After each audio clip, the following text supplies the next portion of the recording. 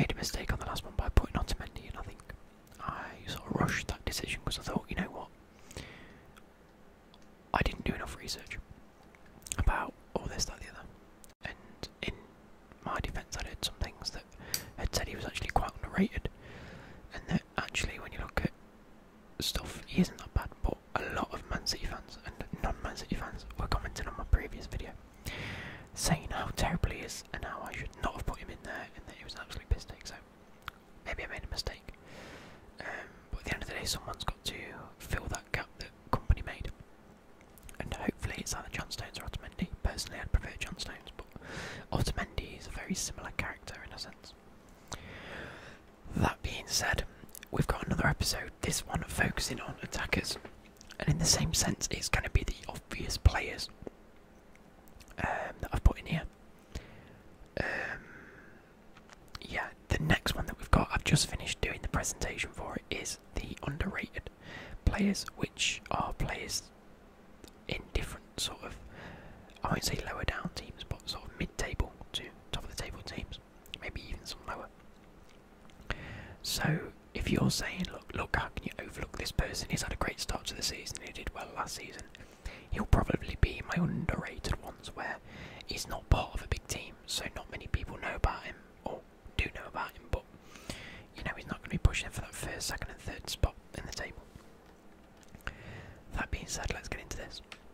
I have to click on it first, don't you, Luke? Bang. So the positions we're going to be looking at are centre mid, left wing slash left mid, right wing slash right mid. I've focused more wingers because they're more likely to score goals. It's not often you see left midfielders anymore. You see them more as wingers. They play more of an attacking role. I've got, yeah, so one centre mid, one central attacking midfielder, and two strikers. That's because there's so many strikers you can choose from. I just wanted to pick quite a few of them out. On the bench, we've gone for two centre mids because, again, there's a lot of central players that have performed well and are going to perform well. Another central attacking midfielder, because there's a few that I wanted to pick out in that. A winger, so one that could play either side, or I think they're pretty obvious, and then another striker, just for the bench. Now, before we get into it, again, I just want to clarify something on my last video. I said that Kante was a CDM. And a lot of you in the comments were like, he's a box-to-box midfielder. I know that. But when you think of the great box-to-box midfielders in the Lampard, Gerrard, Iniesta, Bush, he was more of a dictator, wasn't he? He played on the wing quite a few games. Patrick Vieira, Bush, he was more of a box-to-box midfielder. They all possess qualities both attacking and defensive. So, Lampard, okay at defending, great passer of the ball, getting forward in score. Gerrard, the same, amazing defensive midfielder player, cracking attacking midfielder. He could do everything. That's why he was a box-to-box. Kante, although he runs from box to box, doesn't make him a box-to-box midfielder. His primary job is to win the ball back and lay it off, intercept, defend. That's his job, that's what he's known for. Yes, he runs a lot, but that's just what Kante fucking does.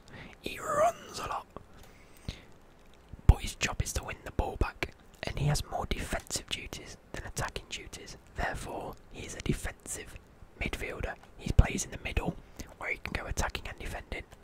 Yet his job is to help defend.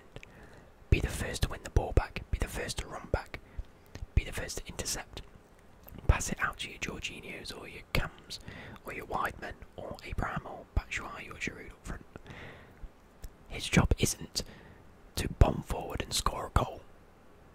That's not what he's there for. So I just wanted to clarify that because it really infuriated me how many people are going, he's a box-to-box, not a defensive midfielder.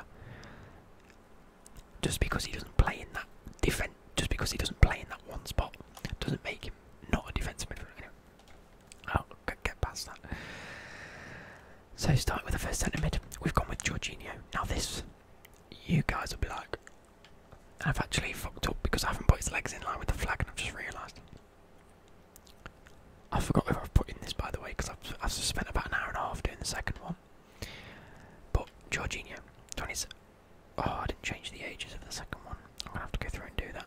I'm not sure if I did it for these either.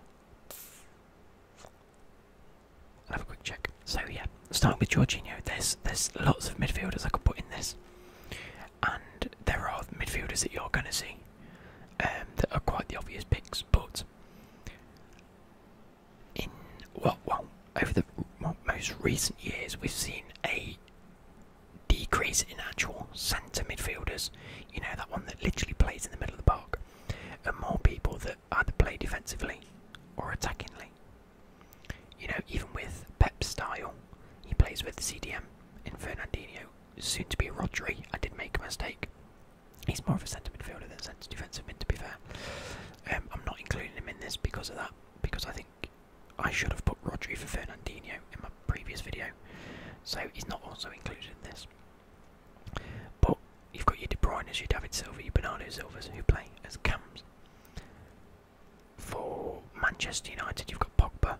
He's also not in this, I want to point out, because I think he's far too inconsistent. And you'll see what I mean with the players that I've chosen. He could be the best in the world. I don't want to put him in because on his day he's amazing, but he's not consistent. Now, that being said, Jorginho, and I know you're now thinking, oh, whoa, what have you just said? Pogba's inconsistent. Jorginho, for me, under Sarri, Jorginho didn't play the best. I don't think the fans enjoyed watching how he played, and that was the main reason he left. And now we've got Lampard. Jorginho for me is the perfect centre mid at Chelsea at the minute. He's given that freedom to be on the ball as much as he can. He plays the ball well. He opens up defence. Yes, sometimes, most of the time his passing is sideways. I'm not saying it isn't, but he does very well. He's been given a job and he does it well. It's as simple as that. He gets the ball out wide to the wide men. He gets involved when he needs to. He's a great, as I've said here, dictator of the play. He reminds me of I'll say young, but he's not particularly young, is he? He reminds me of an Iniesta sort of player. He doesn't really... He links up with everyone that he needs to. Doesn't really get all the glory, doesn't really get all of the attention, but does well. And the start of this season, we've really seen that with this new system. So in Lampard's style, we have both Kante and Jorginho playing them two centre mid roles, which is why I know he's not a CDM. But Kante's job is to defend, intercept, pass the ball off when he can. Jorginho's is a little bit different. It's to collect the ball, play the ball, vision, or this create the play. And then we have the attacking midfielder in Barkley or Mount, whoever Lampard decides he wants to play, to get forward, you know, be that sort of architect, be that sort of creator, and be more attacking, whereas Jorginho is more of the architect. He makes things happen, he dictates it, and he does that very well. So I think throughout this season, we're going to see Jorginho really come into his element, as long as he stays fit. And, you know, from the start of this season, we've seen what Jorginho can do, and we've seen his potential. I think he's performing already much, much better than he was last season, because I don't think his specific position suited him. I know they were playing him CDM, and they were playing Kante and Loftus-Cheek as two wide centre mids, and getting them to go forward, but I think it was much easier to swap it around, have Kante, Jorginho as the two holding midfielders, and then let one player in front of him move around, which is why it's working. Next, we're moving on to Raheem Sterling as a wide man. Obviously there's not many, like I said at the start, not many actual left midfielders and right midfielders in the Premier League in today's game. There are a few, and they will be coming up on the underrated series because they play for, you know, mid-table teams, if it were. They play a more left mid, right mid style. But the best teams and the best players, especially on them wide positions,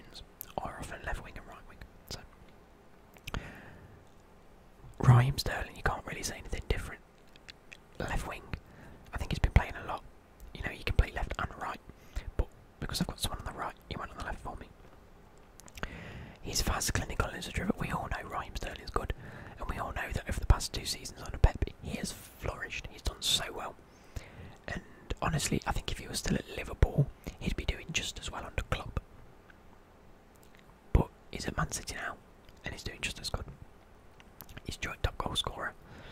He's had 12 shots and scored 5. You know, with the way Man City play, it's just shoot, goals. Create the chances, score the goals. Create the chances, score the goals. And I think we know that at the end of this, he's 24. For God's sake, he's got so many years ahead of him to become one of the world's best, and I think he will reach that. Probably one of the best English players that we've got at the minute. Between him, Harry Kane,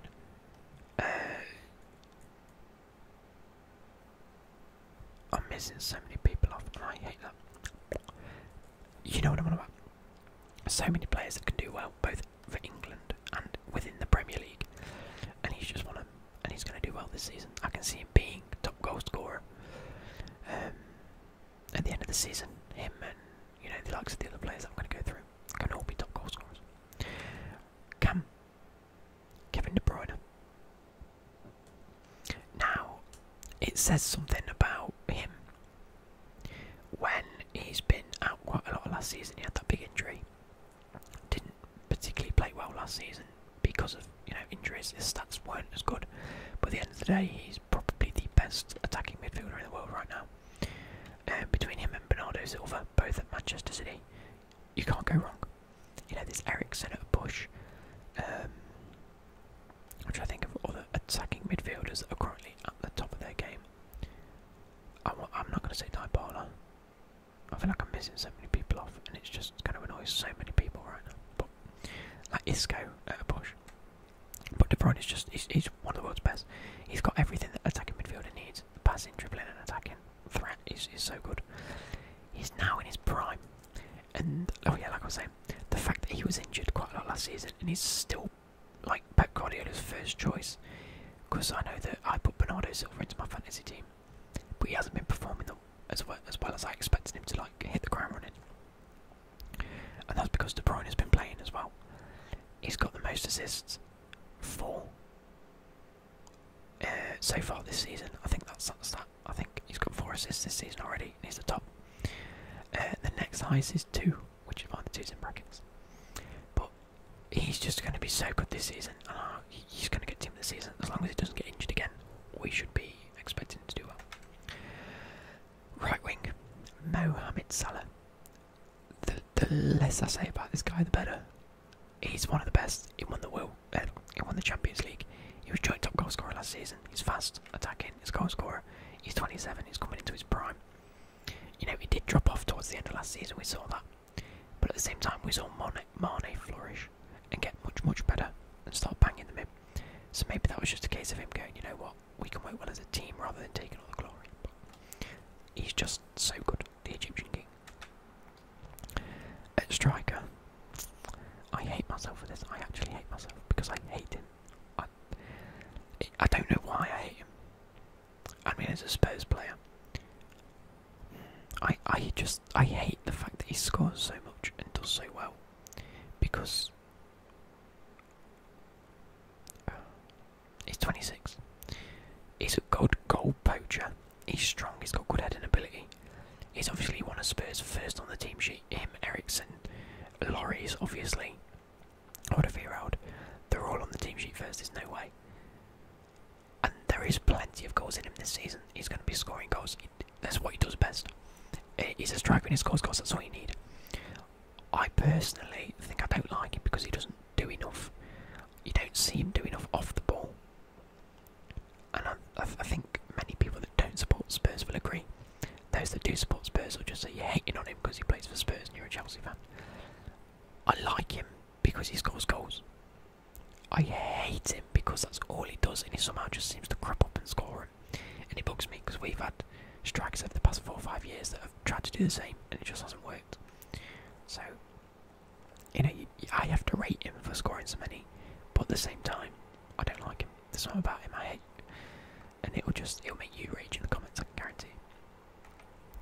Second striker, Aubamayang. Again, the less I say, the better. He's 30, he's literally in his prime.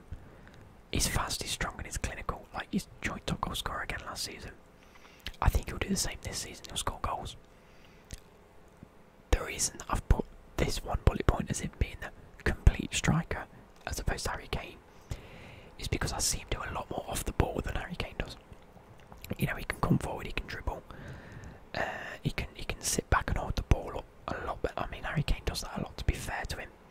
But I think Aubamayang has the choice of being able to hold the ball up, pass it off, create chances, whereas Harry Kane's more, the chance has to be there for him to score. You know, yes, he scores a lot of penalties. I'm not going to go into that. But Aubamayang, when he gets the ball, he has the choice. Do I hold it up, play it off, try and create the chance? Or do I dribble with it? Do I run past players? Do I open up the space for myself and then shoot? And I think that makes him a more complete striker. Moving on to the bench. We have Wijnaldum at centre mid. You know, I've got two centre mids in there. I think he offers Liverpool something that they've needed for years. It's a little bit different. I know this one's a bit more like a dark horse. Many are expecting Pogba because he's such a big name, but I'm not going to do it. I'm not going to fall into that trap of saying Pogba because he's amazing, because he's so unreliable. And we've seen it this season. Game against Chelsea, played really well. The other two games, mediocre at best. Wijnaldum, 28. He's coming into that. He needs to, I think this season, he needs to really, really prove himself. You know, they've got such an array of midfielders at Liverpool. Yet, none of them are world class. Firmino is very good at what he does, but also he plays more. He's the definition of a CDM. He plays in that one CDM role. Henderson does very well. I've hated him on the past, but you know what? I've got to respect him. He's done really well and he deserves to be where he is. But again, CDM, probably, would I rate him as one of the best in the world? No. Naby Keita, expected him to do a lot more. He does do a lot for them.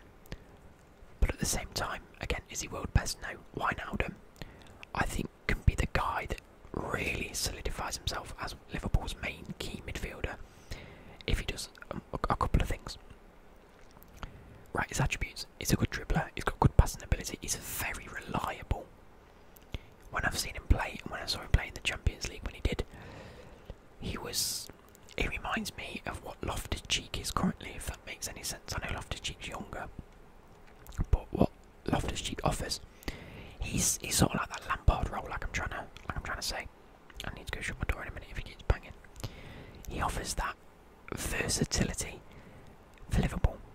He can play as a holding midfielder. He can play a little bit more attacking if needed. He can play wide as two centre mids are wide, like one of either side, which really suits their style. He's very attacking minded. He's a great passer in the ball. So I think that if he can solidify a place in Liverpool's team this season as an out-and-out midfielder, you know, really push on to try as hard as he can, I do think that he's team of the season worthy. He played very well last season. You know, if you're a Liverpool fan, you know what he offers. You know that your midfielders are all very similar in terms of their ability. They're all sort of pushing up towards world class. I think Wijnaldum could be the one that pushes into world class, if that makes sense. So let's hope we see it. You know, this is a prediction from me. Any of them could have done it, but I've picked Wijnaldum just because I like him. Next is Ndombele. I had so many comments the other day. Whoa, so many comments saying you need to put Ndombele in. I know that he played very well for, was it Lyon last? It was Lyon. Both defensively and attackingly, he did really well. Spurs have signed him, and as much as I hate Spurs, this is the one position that they really needed to solidify. You know, striker, Harry Kane, wingers, Young-Min Son and Lucas, attacking midfielder, Dele Alli, Eriksen, centre midfielder, you've got Harry Winks, CDM centre mid, Eric Dyer, and it was a little bit like, he wants to be good, but you just know that he is the weak link within the team at the minute. So to get Ndombele was huge. He's very young at 22. He's a great, like I say, great dribbler. From all the training videos that we've seen so far, and from what was happening at Lyon, he's great at assisting, playing key passes,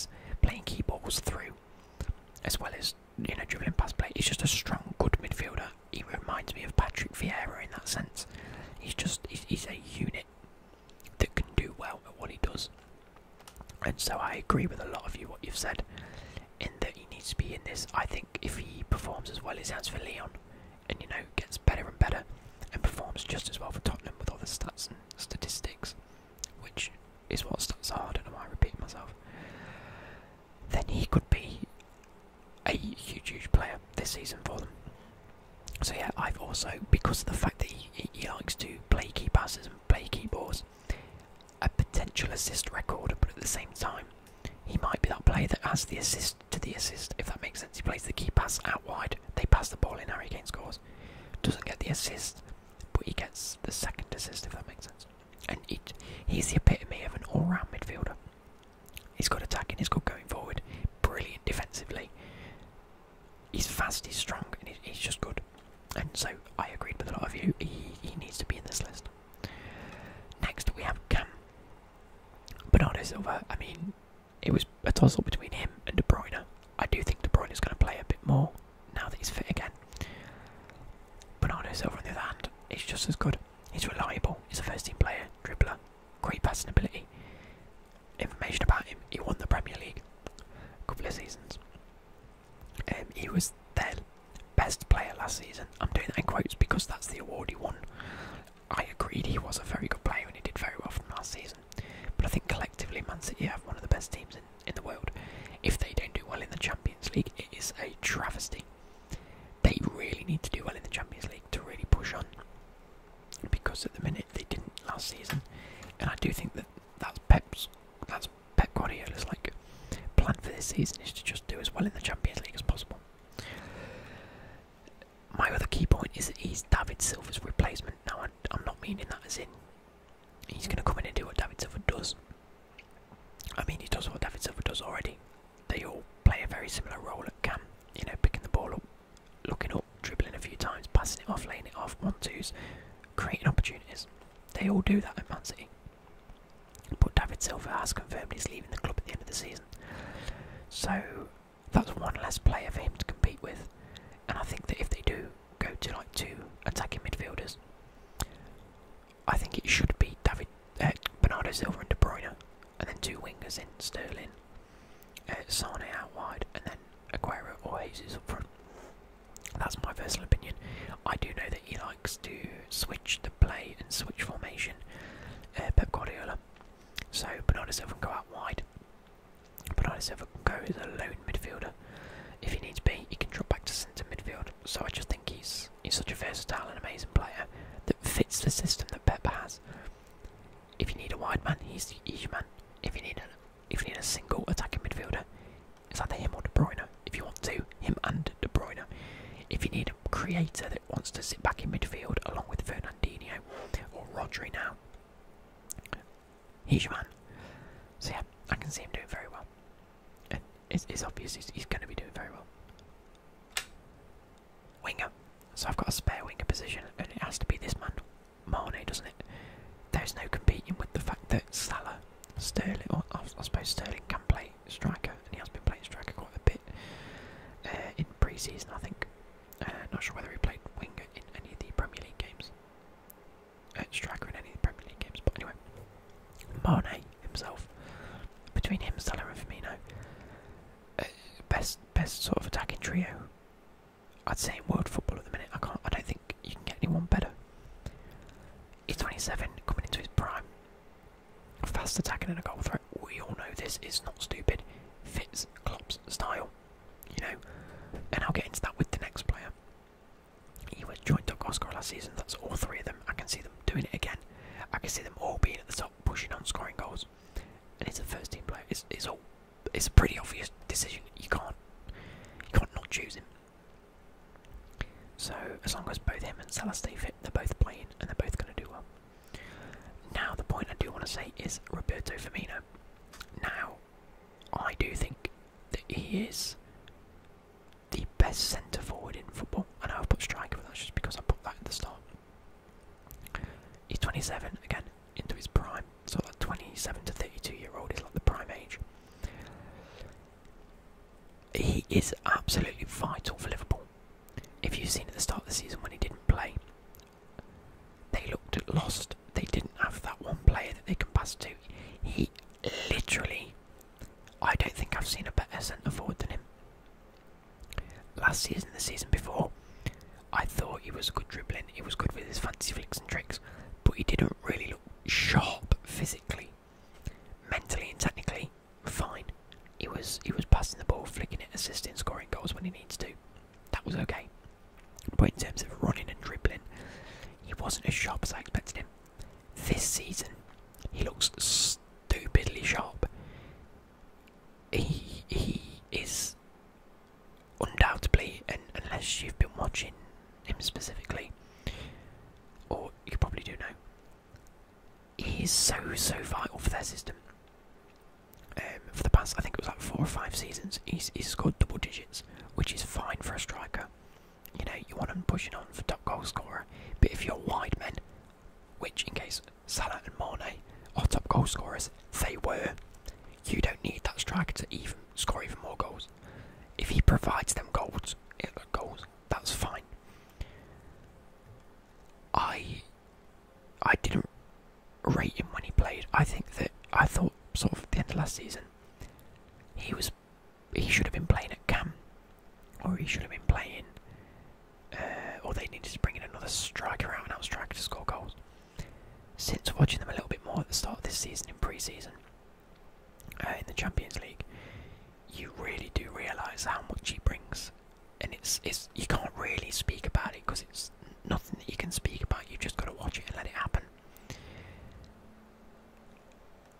Yeah, he's sharp, he turns well, he plays the ball well, he provides the goals, and he's just a good player. And at the start of this season, I know there was a game where he didn't start. I think, was it Origi that started? No, I think Mane played up front or something. I don't know who it was against. But that happened, and Mane and Salah seemed a little bit lost. They seemed not to be able to create chances between themselves specifically, and they looked like they were missing someone. Firmino came on and immediately had an impact. There's a fly hovering around my room. It's like here. It's too amazing. Oh. But he just fits that system so well, and so I can see him doing really well again this season. He looks a lot sharper than last season. I've said that about 6 times, but yeah. So I hope you guys have enjoyed. Let's quickly go. Hope you guys have enjoyed. Please leave your comments down below about what sort of else you want to see, different things. I've also got an underrated one coming. I've made that presentation, and also a sort of youth/younger player. You know, ones that have come up through the systems or been signed as very young, that are just starting to break through, that have done really well. You know, not necessarily underrated because they may have been rated for a few seasons in, you know, the Championship or whatever. I've got a few players in mind, hence why I'm thinking of doing it. That being said, them players, and you need to keep an eye on this season, that could also do very well. Maybe not team of the season, but will do well. Anyway, I shall see you later.